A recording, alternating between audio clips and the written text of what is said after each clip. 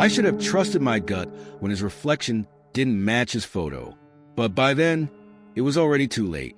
The soft glow of my phone illuminated my face as I swiped through potential matches on the dating app. It had been months since my last relationship ended, and my friends had finally convinced me to put myself out there again. I was hesitant at first, but as I scrolled through profiles, a spark of hope ignited in my chest. That's when I saw him. Dark, tousled hair framed a strong jawline, and piercing blue eyes that seemed to look right through the screen. His bio was witty and charming, mentioning a love for obscure indie bands and hole-in-the-wall coffee shops. My finger hovered over his profile for a moment before I took the plunge and swiped right. It was a match. We spent the next week texting back and forth, our conversations flowing effortlessly. He was funny, intelligent, and seemed genuinely interested in getting to know me. When he suggested meeting up for drinks at a trendy new bar downtown, I felt a flutter of excitement in my stomach. The night of our date arrived, and I found myself standing in front of my closet, agonizing over what to wear. I settled on a black dress that hugged my curves in all the right places, pairing it with my favorite red lipstick for a pop of color. As I gave myself one last once-over in the mirror, I couldn't help but smile. For the first time in months, I felt confident and ready to take on the world. The Uber dropped me off in front of the bar, its neon sign casting a warm glow on the sidewalk. I took a deep breath, steeling my nerves before pushing open the heavy wooden door. The interior was dimly lit, with exposed brick walls and Edison bulbs hanging from the ceiling. My eyes scanned the room, searching for the familiar face I'd seen in countless photos. That's when I spotted him, sitting at the bar with his back to me. My heart skipped a beat as I approached, tapping him gently on the shoulder. "Alex," I asked, my voice barely audible over the hum of conversation and soft jazz playing in the background. He turned, and for a split second, I felt my smile falter. The man before me was undeniably handsome, but something was off. His hair was a shade lighter than I remember from his photos, and his eyes, while still striking, were more green than blue. I chalked it up to the bar's lighting and pushed the nagging feeling aside. "Sarah," he exclaimed, standing to greet me with a warm hug. His cologne enveloped me, a heady mix of sandalwood and something I couldn't quite place. "It's so great to finally meet you in person." We settled into our seats, and Alex flagged down the bartender to order our drinks. As we waited, he launched into a story about his day at work, and I found myself drawn in by his animated gestures and easy laugh. The initial unease I felt began to dissipate as we fell into comfortable conversation. Hours slipped by unnoticed as we talked about everything and nothing. Alex was just as charming in person as he had been online, if not more so. He asked thoughtful questions about my life and seemed genuinely interested in my responses. Yet as the night wore on, I couldn't shake the feeling that something wasn't quite right. It was the little things at first. He'd mentioned a detail about my life that I was certain I hadn't shared in our online conversations. When I asked how he knew, he'd smoothly change the subject or claim I must have told him earlier. His stories, while entertaining, sometimes contradicted information from his dating profile. I tried to rationalize these inconsistencies, telling myself I was being paranoid. After all, wasn't this what I had been hoping for? A connection with someone who seemed to understand me on a deeper level. As last call approached, Alex suggested we continue our evening elsewhere. "I know this great little 24-hour diner just a few blocks from here," he said, his eyes twinkling with mischief. "They make the best late-night waffles in the city." Part of me wanted to call it a night, to retreat to the safety of my apartment and process the conflicting emotions swirling in my head. But a larger part, fueled by alcohol and the intoxicating pull of potential romance, nodded in agreement. We stepped out into the cool night air, the streets noticeably quieter than when we had entered the bar. Alex offered me his jacket, draping it over my shoulders with a gentlemanly flourish. As we walked, his hand found the small of my back, guiding me through the dimly lit streets. That's when I realized we were heading in the opposite direction of my apartment. I thought you said the diner was only a few blocks away, I asked, trying to keep my voice light and casual. Alex's smile never wavered. Oh, did I say that? I meant it's a short drive. My car's just around the corner. Don't worry, I haven't had anything to drink in hours.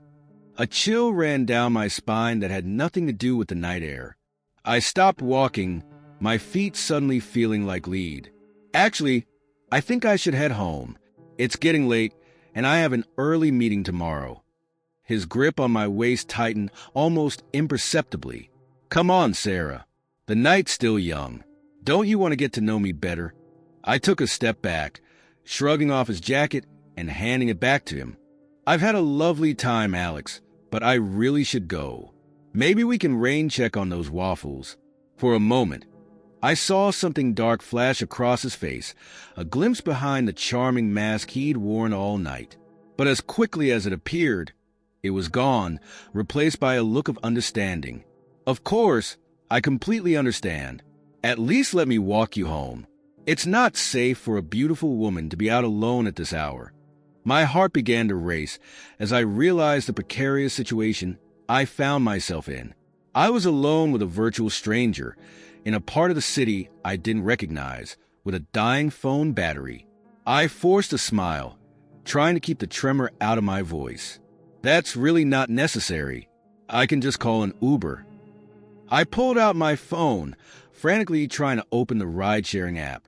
Alex's hand shot out, grasping my wrist with surprising strength. I insist, he said, his tone leaving no room for argument. As we walked, I tried to orient myself, looking for familiar landmarks or street names.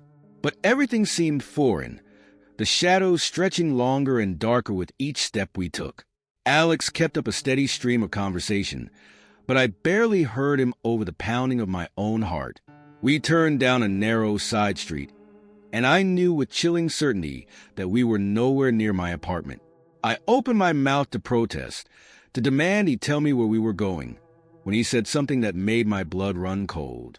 You know, Sarah, I've always loved that little cafe across from your building, the one with the red awning and the amazing croissants.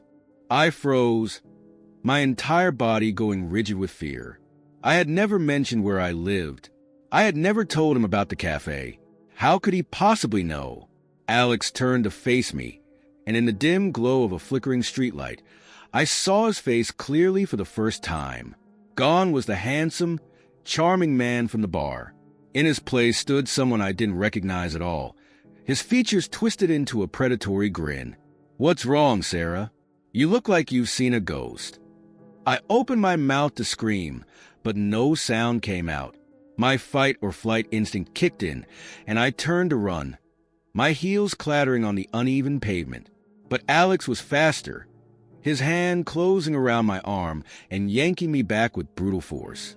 Now, he chided, his voice dripping with false concern. Didn't anyone ever tell you it's dangerous to run in heels?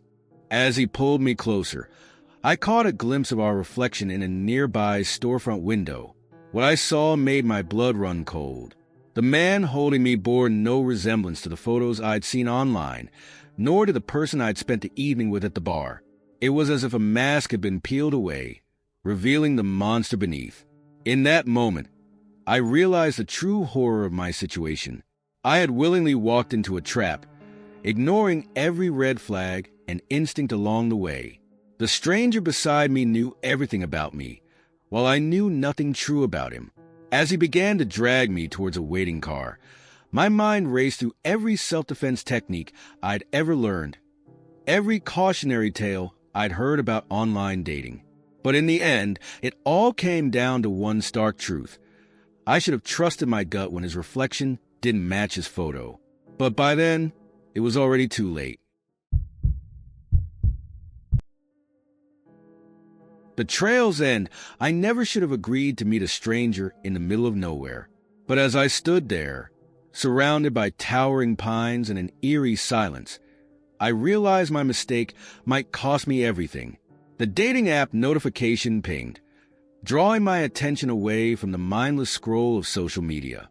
Another match, not unusual, but this one caught my eye. His profile picture showed a rugged, handsome face framed by a backdrop of stunning mountain vistas. The bio was simple: adventure seeker looking for a partner in crime. Let's explore the great outdoors together. I swiped right, more out of curiosity than anything else. To my surprise, we matched instantly, and within minutes, a message popped up. "Hey there, fellow adventurer. Fancy a hike this weekend?" I hesitated. Meeting a stranger for a hike in a remote location went against every safety rule I'd ever learned. But as I scrolled through his profile, something about his easy smile and the genuine excitement in his eyes when describing his favorite trails made me want to take a chance. We chatted throughout the week, sharing stories of past adventures and favorite outdoor spots. He suggested a trail I'd never heard of, promising breathtaking views and a secluded picnic spot. Against my better judgment, I agreed. Saturday morning arrived, crisp and clear. I packed my day pack with water, snacks, and a small first aid kit, trying to quell the nervous excitement bubbling in my stomach. As I drove out of the city, watching skyscrapers give way to rolling hills and eventually dense forest, a mix of anticipation and apprehension washed over me. The GPS guided me down increasingly narrow and winding roads until I reached the trailhead. It was more remote than I'd expected, the small gravel parking area empty save for a single truck. My date, let's call him Jack, waved from where he leaned against the vehicle, looking every bit the rugged outdoorsman from his photos. "Glad you made it," he called out as I parked. "Ready for an adventure?" I nodded, forcing a smile as I grabbed my pack. Up close, Jack was even more attractive than his picture suggested, with kind eyes and an easy grin that helped ease some of my nerves. We set off down the trail, falling into comfortable conversation as we hiked. The forest around us was stunning, sunlight filtering through the canopy and casting dappled shadows on the path.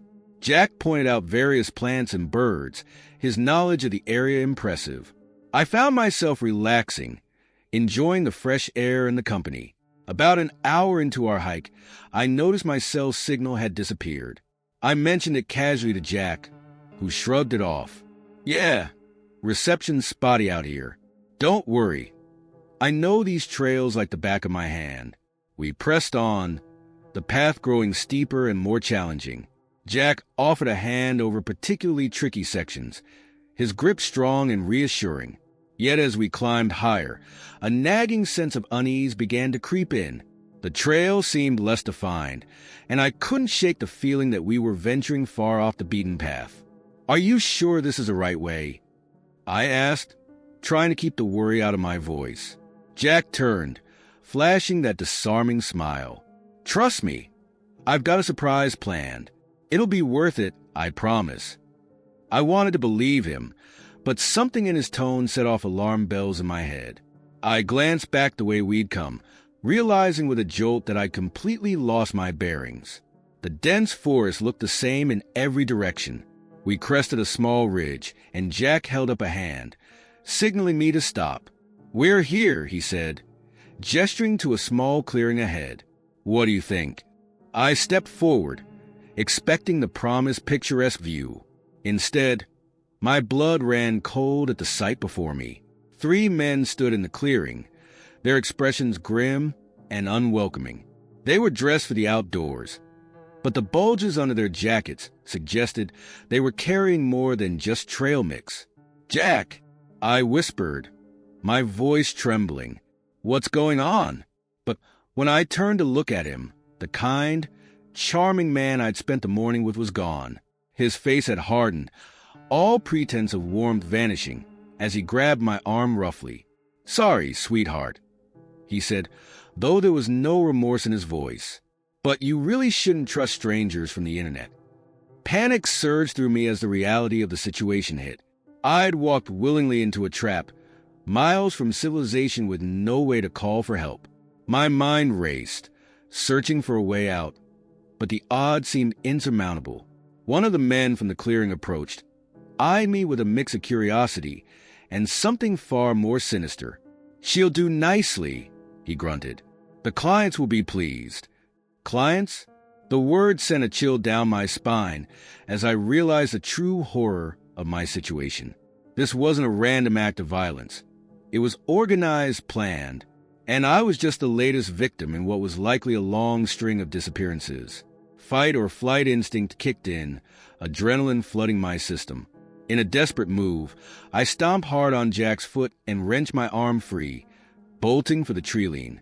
Shouts erupted behind me as I crashed through the underbrush, branches whipping at my face and arms.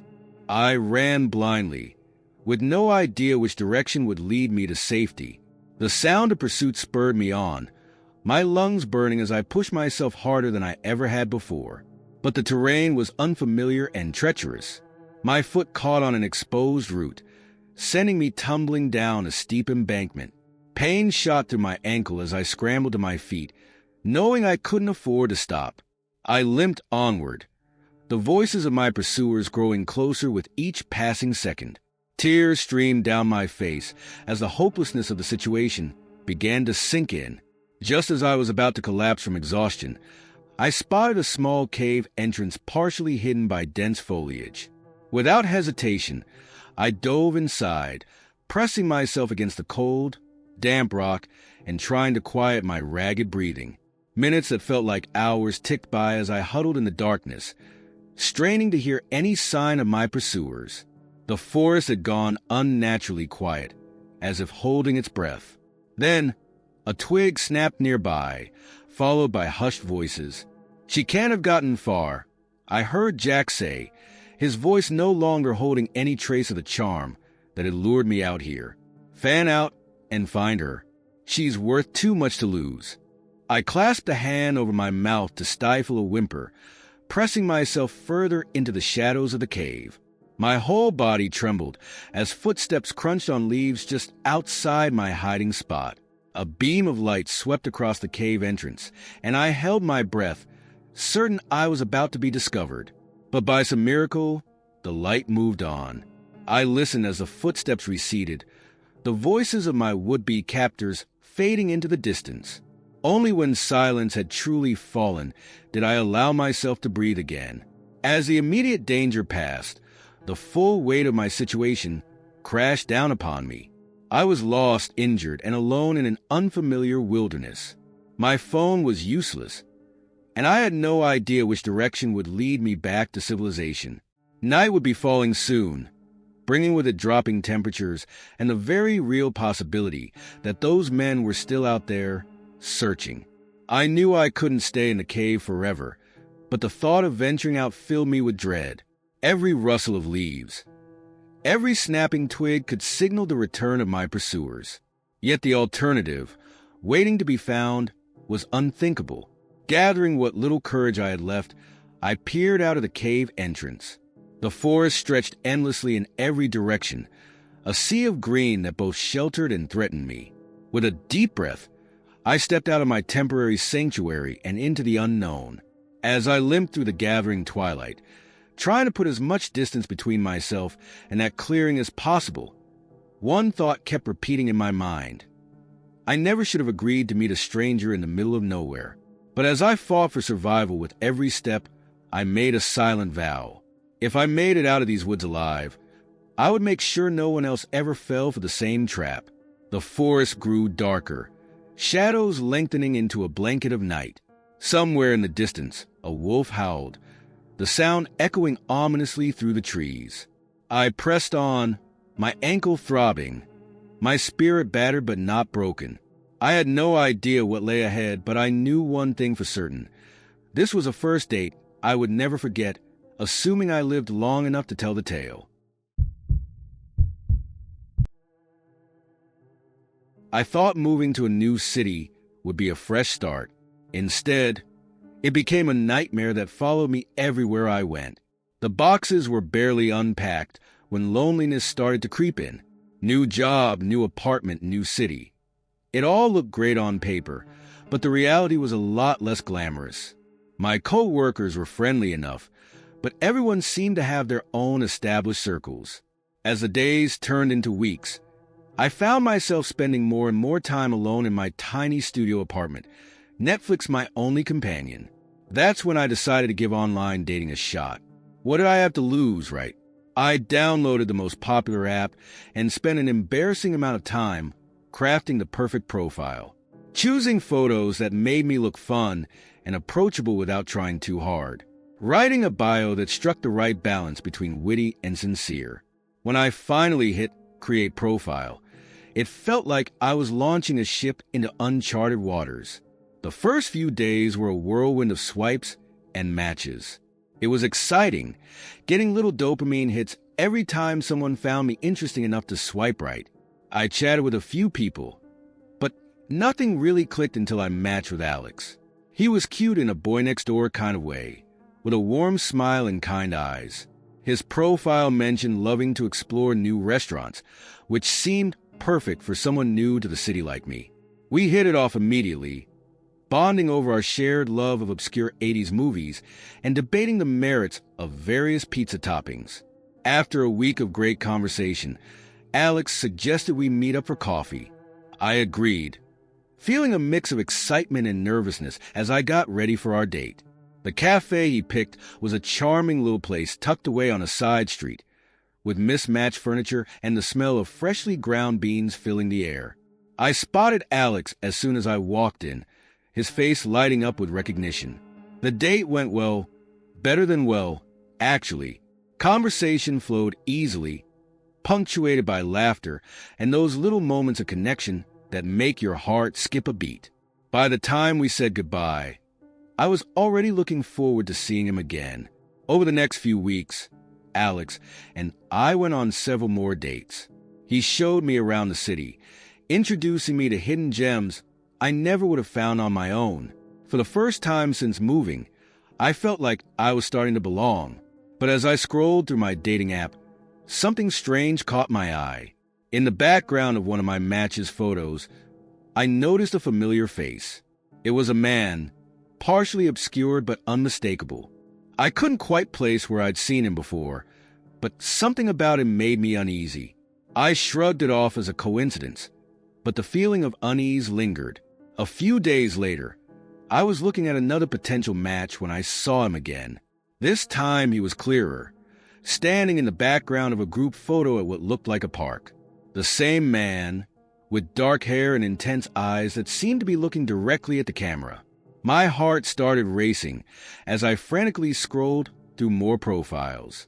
There he was again, and again, always in the background, never the focus of the photo, but undeniably present. Sometimes he was just a blur, other times crystal clear, but it was always him. I showed the photos to Alex on our next date, trying to keep my voice calm as I explained what I'd noticed. He squinted at my phone, brow furrowed in concentration. I don't see anyone suspicious, he said, handing the phone back to me. Are you sure it's the same guy? Maybe you're just seeing patterns that aren't there. I wanted to believe him, wanted to think I was just being paranoid, seeing connections where none existed. But I couldn't shake the feeling that something was very, very wrong. From that moment on, I couldn't stop seeing him. He was everywhere, not just in dating app photos anymore, but in the real world too. I'd catch a glimpse of him across the street as I walked to work, see his reflection in a store window as I was shopping. Once, I could have sworn I saw him standing in the hallway of my apartment building, but when I blinked, he was gone. I started taking screenshots of every photo I found him in, creating a folder on my phone labeled Evidence. I knew how crazy it would sound if I tried to explain it to anyone else, but I needed proof, needed to know I wasn't losing my mind. My relationship suffered. I became distracted on dates, constantly scanning our surroundings for any sign of him. Alex grew increasingly frustrated with my paranoia, accusing me of making up excuses to push him away. Eventually, he stopped calling altogether. I deleted the dating app, hoping that would make it stop, but it didn't. If anything, the sightings became more frequent. I started seeing him in crowds, always just on the periphery of my vision. When I'd turned to look, he'd vanish like smoke. Sleep became a luxury I could no longer afford. Every time I closed my eyes, I'd see his face, those intense eyes boring into me. I started taking different routes to work, varying my routine in hopes of throwing him off. But no matter what I did, I couldn't shake the feeling of being watched. One night, unable to bear the confines of my apartment any longer, I decided to go for a walk. The streets were nearly empty, the city quieter than I'd ever heard it. As I rounded a corner, I saw him. He was standing under a streetlight about half a block away, no longer lurking in the background but fully visible. Our eyes met, and for a moment, the world seemed to stand still. Then he smiled, a cold, predatory grin that sent chills down my spine, and started walking towards me. I ran, sprinted faster than I ever had in my life, my heart pounding in my ears as I tore through the empty streets. I didn't dare look back, terrified of what I might see. When I finally reached my apartment building, I fumbled with my keys, hands shaking so badly I could barely get the door open. Once inside, I slumped against the wall, gasping for breath. My phone buzzed in my pocket, a text from an unknown number. "You can't run forever." I stared at the screen in horror, a scream building in my throat. How had he gotten my number? How long had he been watching me, planning this? In that moment, I knew I couldn't stay. This city, which had once represented a fresh start, had become a prison, a hunting ground where I was the prey. I packed a bag with shaking hands, throwing in clothes and essentials without really seeing what I was grabbing. As I zipped it shut, my phone buzzed again. "Leaving so soon? But we're just getting started." Panic threatened to overwhelm me, but I forced it down. I couldn't afford to fall apart now. I had to get out, had to find somewhere safe. I left my phone on the bedside table, not wanting to risk him tracking me. As I stepped out of my apartment for the last time, I caught a glimpse of movement in the shadows at the end of the hallway. I didn't stay to see if it was real, or just my imagination playing tricks on me. The bus station was deserted at this late hour. I bought a ticket for the first bus leaving the city, not caring where it was headed as long as it was far away from here. As I settled into my seat, exhaustion finally overtook me, and I drifted into a fitful sleep. I woke with a start as the bus pulled into a rest stop, blinking away the remnants of unsettling dreams.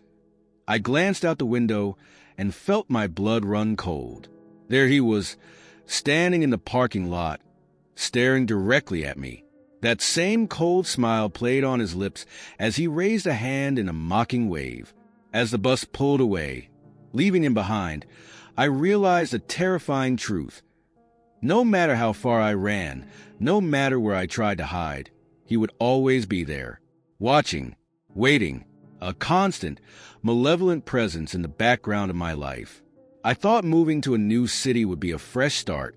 Instead, it became a nightmare that followed me everywhere I went. And as the miles stretched out behind me, I wondered if I'd ever truly be free, or if I was doomed to spend the rest of my life looking over my shoulder, searching for the man who was always there, just out of reach. I never thought a simple dating app could unravel my entire world. But as the coincidences piled up, I realized I was caught in a web far more tangled and dangerous than I could have ever imagined. The notification pinged, drawing my attention away from the mindless scrolling I'd been doing for the past hour. Another match on the dating app I reluctantly downloaded a few weeks ago. I tapped on the profile, curious to see who the algorithm had paired me with this time. My heart skipped a beat as I saw the face smiling back at me from the screen. It was Sarah, my ex's cousin. We'd met a handful of times at family gatherings when I was still with Jake, but I never would have expected to see her on a dating app, let alone match with me. I hesitated, my thumb hovering over the chat button. It felt weird, almost invasive, to connect with someone so closely tied to my past relationship. But before I could decide whether to message her or not, my phone buzzed with an incoming text. "Hey, small world. Huh? How have you been?" Sarah had beaten me to the punch. I typed out a response, keeping it light and friendly.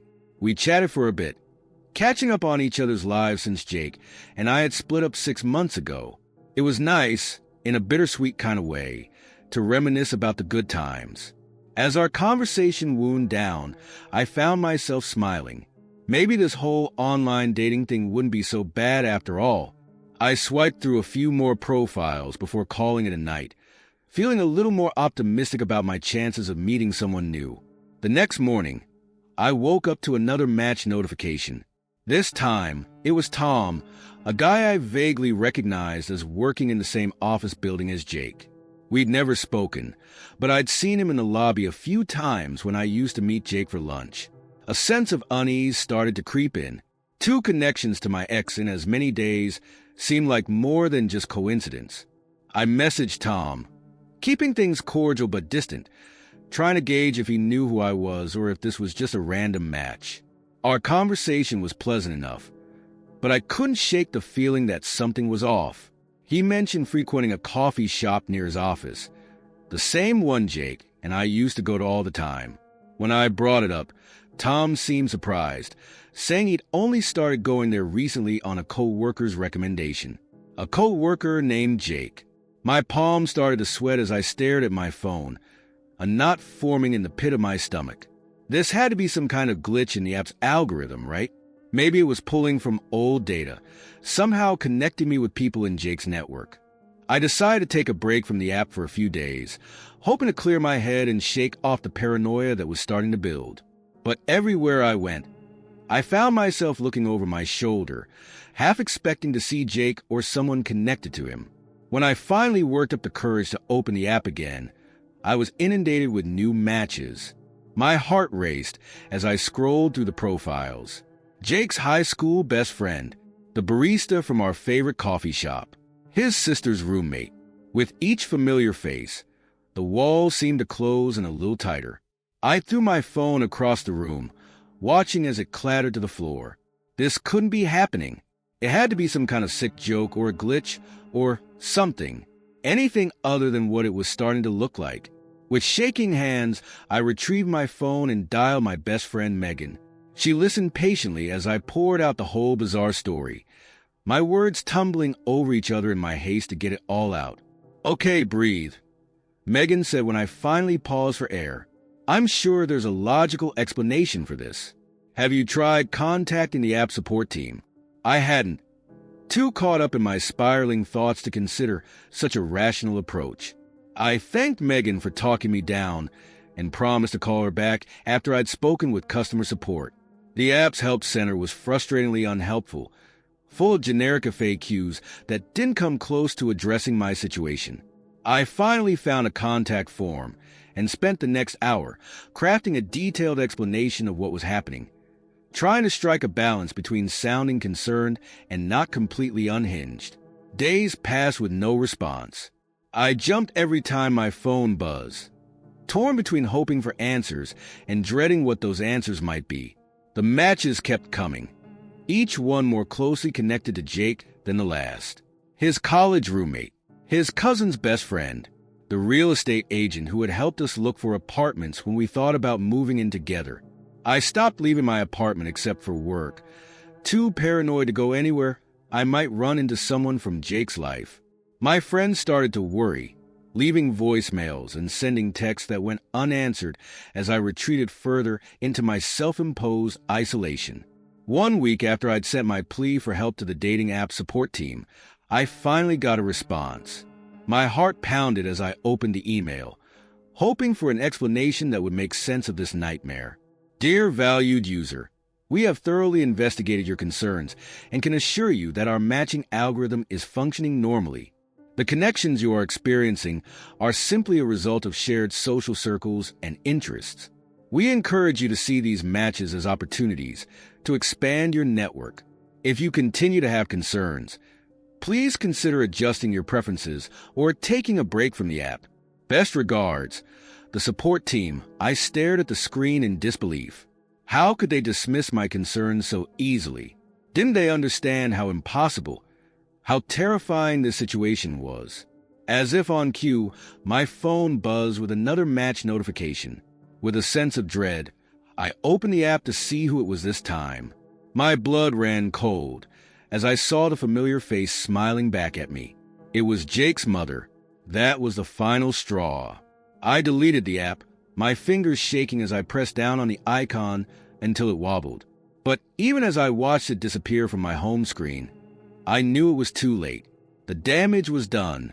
I couldn't shake the feeling that I was being watched, that every person I passed on the street might be another connection to Jake, another piece in this incomprehensible puzzle.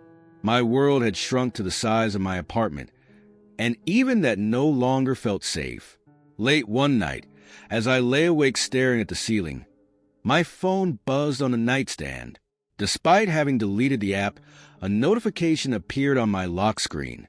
New match, Jake. A scream caught in my throat as I fumbled to unlock my phone. The notification disappeared as soon as I touched it, leaving no trace in my notification history. Had I imagined it? Was I finally losing my grip on reality? I called Megan, not caring that it was 3 a.m. As soon as she answered, groggy with sleep, the words poured out of me in a frantic rush. I told her everything, about Jake's mother, about deleting the app, about the phantom notification. "I'm coming over," Megan said, fully awake now. "Pack a bag. You're staying with me for a while." As I threw some clothes into a duffel bag, my mind raced. What if this wasn't just about the app? What if Jake was behind all of this somehow? But why? We'd ended things amicably enough, or so I thought. A knock at the door made me jump. "It's me," Megan called out. I opened the door, relief washing over me at the sight of her familiar face. As we drove to her apartment, I felt some of the tension start to leave my body. Maybe some distance from my own place, from all the reminders of this nightmare, would help me clear my head. Megan set me up in her spare room, promising we'd figure this out together in the morning. As I lay in the unfamiliar bed, I allowed myself to hope that maybe, just maybe, this was the beginning of the end of this ordeal.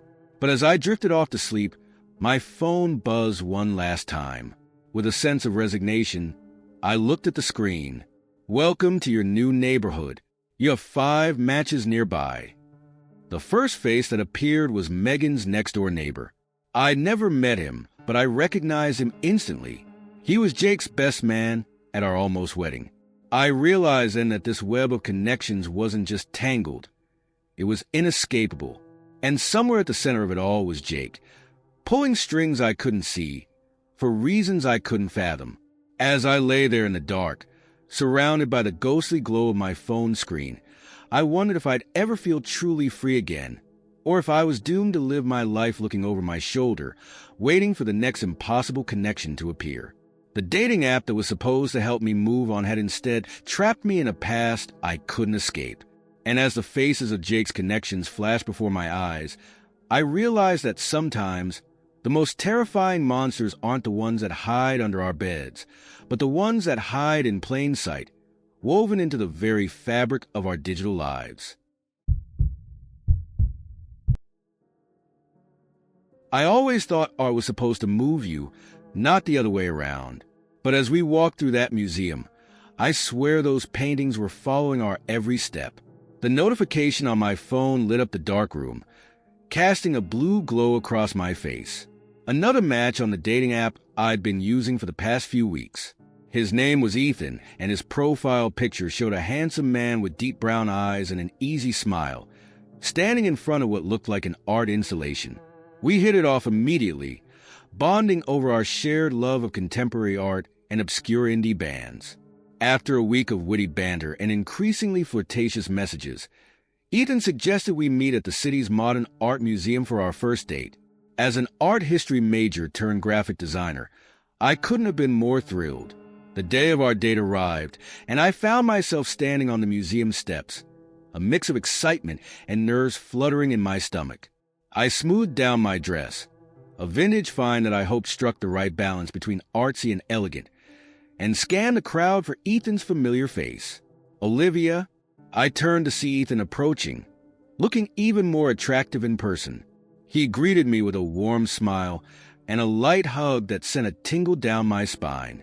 "Shall we?" he asked, gesturing toward the museum entrance. I nodded, and we made our way inside. The museum was hosting a new exhibition of surrealist works, and as we wandered through the first few galleries, I found myself impressed by Ethan's knowledge of art history. He spoke passionately about the pieces, offering insights I hadn't considered before. As we moved deeper into the exhibition, I noticed something odd. A portrait in the corner of the room seemed to be watching us. I blinked hard, sure I was imagining things. But when I looked again, the eyes of the painted figure appeared to have shifted, following our movement. I shook my head, trying to dispel the unsettling feeling. "Everything okay?" Ethan asked, noticing my distraction. "Yeah, just thought I saw something weird with that painting," I said, forcing a laugh. "These surrealists really know how to play tricks on your mind, huh?" Ethan nodded, a strange glint in his eye. "They certainly do. Shall we move on to the next room?" As we entered the following gallery, the feeling of being watched intensified. Each painting we passed seemed to come alive, eyes shifting to track our progress through the room. A landscape's trees appeared to sway despite the still air of the museum. The subject of a portrait tilted her head as we walked by. My heart began to race, and I could feel sweat beading on my forehead. I tried to focus on Ethan's words as he described a particularly striking piece, but my eyes kept darting around the room, catching more and more impossible movements.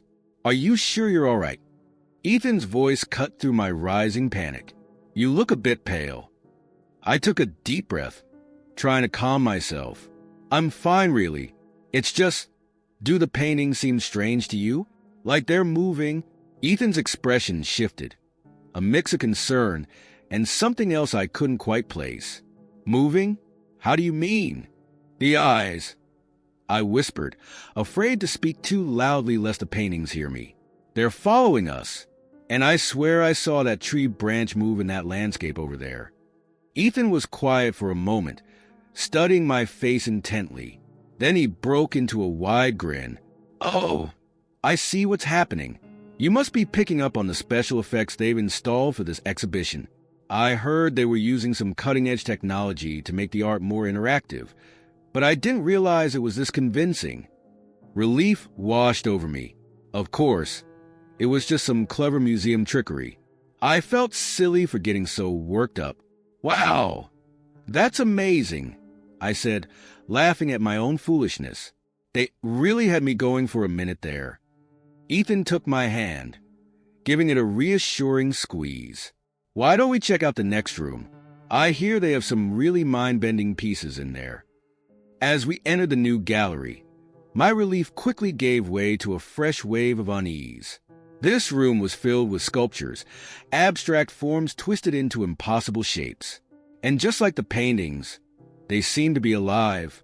A metal sculpture writhed like a snake, its coils undulating in a non-existent breeze. A marble bust turned its head to watch us pass. In the center of the room, a massive mobile hung from the ceiling, its pieces rearranging themselves in a hypnotic dance. I felt Ethan's grip on my hand tighten.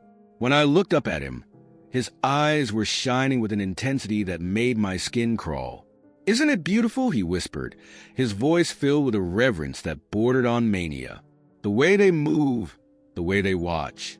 It's like they're alive." I tried to pull my hand away, but his grip was like iron. "Ethan, you're hurting me," I said, my voice shaking. I think we should leave." But Ethan wasn't listening.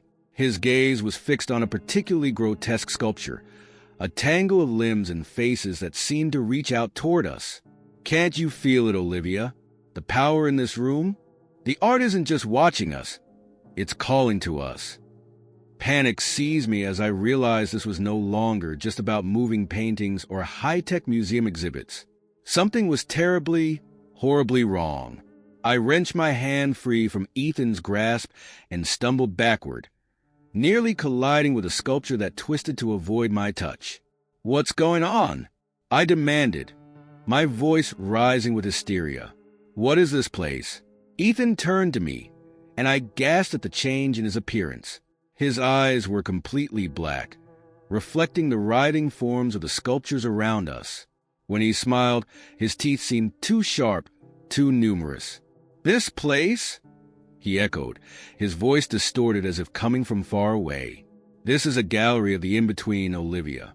A place where art and reality blur, where the watchers and the watch become one." I backed away, my eyes darting frantically for an exit. But the room seemed to have changed, the walls stretching and warping until I could no longer recognize the layout. "Why me?" I choked out, fighting back tears of terror. "Why did you bring me here?" Ethan's grin widened impossibly. "Because you have the eye, Olivia. You see the world as it truly is, fluid, alive, always watching. You belong here with us." As he spoke, the sculptures began to move more aggressively, their forms melting and reforming into nightmarish new shapes. I saw faces emerging from the walls, eyes blinking open in the floor beneath my feet. With a scream of pure terror, I turned and ran, no longer caring which direction I went as long as it was away from Ethan and the living art that surrounded us. I could hear him calling my name, his voice echoing and multiplying until it seemed to come from everywhere at once. I burst through a door and found myself in a long, twisting corridor lined with mirrors. But these weren't ordinary mirrors. Each one showed a different version of myself, distorted and changed. In one, I was made of marble, my skin cracking and flaking away. In another, I was a living painting, my features blurring and running like wet oil. I ran faster, my breath coming in ragged gasps. The corridor seemed endless, each turn revealing new horrors.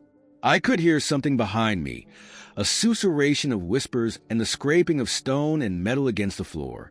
Just when I thought I couldn't run any further, I saw a sliver of natural light ahead. With a final burst of speed, I threw myself toward it, tumbling through an opening and onto the museum steps. I lay there for a moment, gasping for air, the warm sunlight on my face a stark contrast to the nightmare I just escaped. Slowly, I raised my head, half expecting to see the museum warped and twisted like the artwork inside. But everything looked normal. Visitors milled about, chatting and taking photos. There was no sign of Ethan, no living sculptures chasing me down the steps. As my breathing steadied, I began to wonder if I had imagined the whole thing. Maybe I'd had some kind of panic attack, a vivid hallucination brought on by nerves and the surreal artwork. I pulled out my phone, intending to call a friend for a ride home. But when I unlocked the screen, my blood ran cold. My dating app was open, showing Ethan's profile. But the photo had changed. Instead of the handsome man I'd met, the image showed a twisted sculpture, its metal limbs contorted into a horrific approximation of a human form. And its eyes, dark, empty, and undeniably alive, were staring directly at me. A notification popped up. "Ethan wants to match again. The gallery misses you."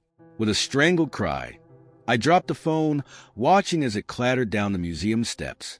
As it fell, I caught a glimpse of my reflection in the cracked screen, and for just a moment, I swear I saw my eyes begin to change, darkening at the edges like spilled ink. I ran then, leaving the museum and my phone behind, knowing that I could never truly outrun what I had seen. Because Ethan was right about one thing, I did have the eye, and now that it was opened, I feared it could never truly close again. Art was supposed to move you, not the other way around.